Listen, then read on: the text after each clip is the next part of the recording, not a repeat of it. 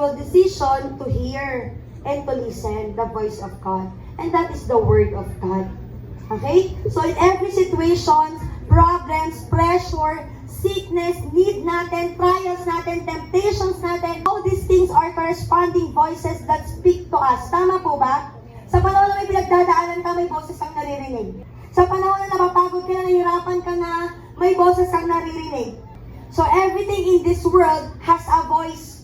Boses ng nanay mo, boses ng tatay mo, boses ng asawa mo, naririnig mo, boses ng anak mo, boses ng kapitbahay. So ang problem has a voice. Ang problema may voice din yan. Nangungusap din sa atin yan. Ang pangailangan natin, may voice din yan. Ang temptation, may voice din yan. Hello? Oh, isang shot lang. Isang vape lang naman yun eh. Hindi naman yan, nicotine, okay lang yun. Pag-repent ka na lang, may voice kang maririnig eh. In this case, may tatlong voice sa buhay natin na mangungusap sa atin. Voice of our own spirit and soul, voice of the evil spirit, and voice of the Holy Spirit.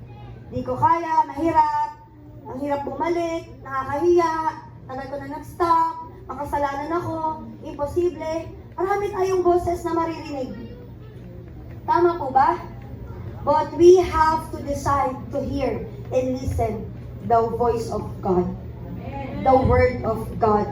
Hindi yung voice ng temptations. Hindi yung voice ng sickness. Hindi yung voice ng needs natin. Hear the voice of God more than your body, your soul, your spirit, your situation, and people.